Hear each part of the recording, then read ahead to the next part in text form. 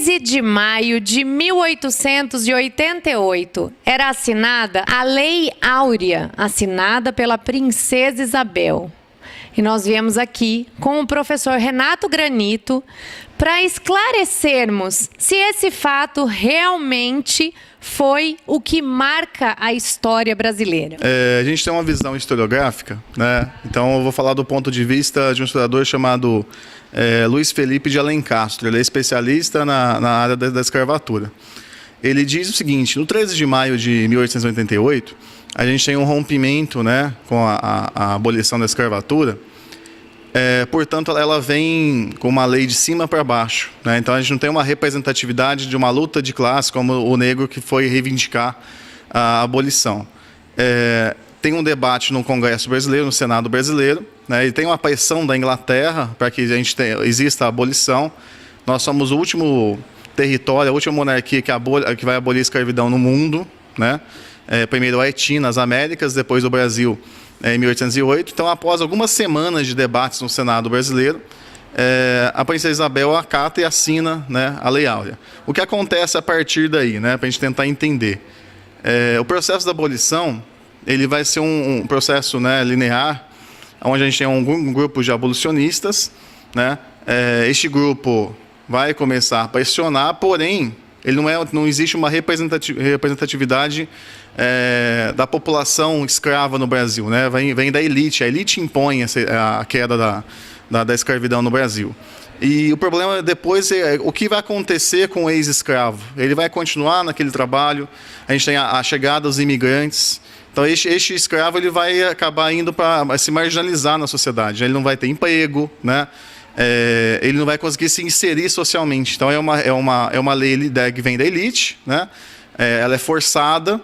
E logo depois, em 1889, vai causar, né, a proclamação da República, né? Então, é bem próximo do fim da monarquia no Brasil.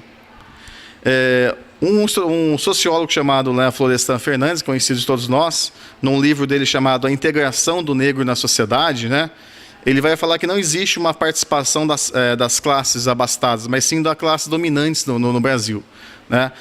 E não existe, na visão do Florestan Fernandes, uma inserção do negro na sociedade. Então, até hoje, a gente vai pensar na questão do racismo, do preconceito, vem dessa lei, né?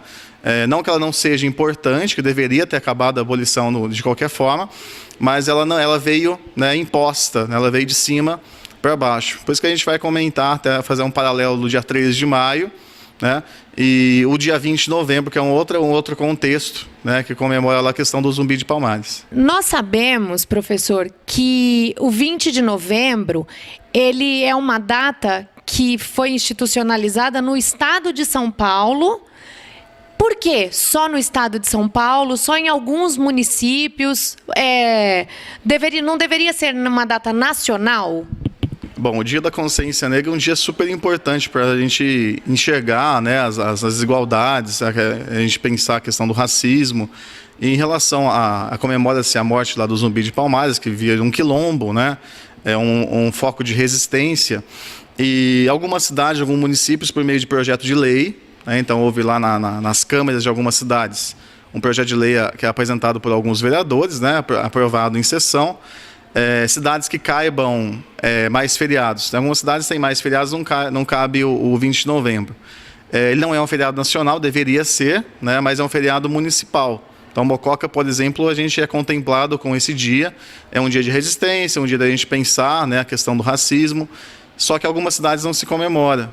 Então, a gente é uma questão até de chamar atenção, porque não é um feriado estadual ou federal, né, com uma causa tão importante como essa. Uma população do Brasil, uma grande maioria parda, negra, por que a gente não tem um dia nacional da consciência negra, né? E essa comemoração, a comemoração da morte do Zumbi dos Palmares, ela traz um papel importante na história brasileira? Sim, a gente tem que pensar a questão do Palmares, até fazer uma comparação até com o 13 de maio, né? São datas diferentes, épocas diferentes, mas a gente pensar... comemorar-se a questão do Palmares, a gente tentar equiparar as desigualdades sociais, né?